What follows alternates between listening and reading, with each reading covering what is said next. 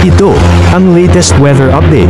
Alamin ang pinakasariwang ulat panahon ngayon dito sa Information TV Educational Channel. May binomonitor nga tayong bagyo sa loob ng ating Philippine Area of Responsibility. Ito si Tropical Depression Juaning.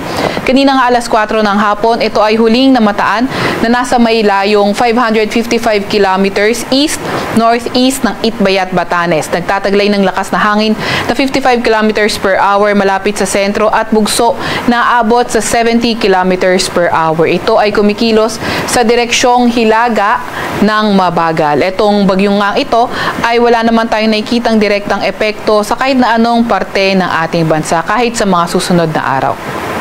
Para naman sa lagay ng panahon, inaasahan nga natin yung easterlies ang makakaapekto sa silangang bahagi ng Visayas at Mindanao. Kaya asahan natin na ito ang magdadala ng maulap na papawirin at mga kalat-kalat na pag-ulan, pagkidlat at pagkulog sa Eastern Visayas, Caraga, Davao Region, Northern Mindanao, pati na rin sa may Zamboanga Peninsula. Kaya inaasahan nga rin natin na magiging maulan sa lugar ng Apayao, pati na rin sa Ilocos Norte. Iyan naman ay sanhi ng trough ng tropical depression sa labas naman ng ating Philippine Area of Responsibility. Kaya sa mga lugar na inaasahan natin na uulanin sa mga susunod na araw at ngayong araw ay pinag-iingat nga natin sa mga banta ng pagbaha o hindi kaya pagguho ng lupa.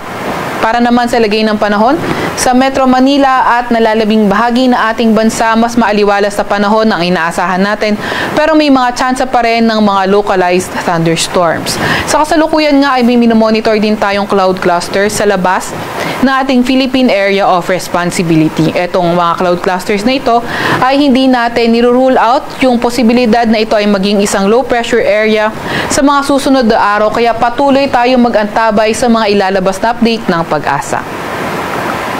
Narito naman ang pinakahuling track nitong bagyong si Juaning. Nakikita natin na posible na nga itong lumabas na ating Philippine Area of Responsibility by tomorrow morning.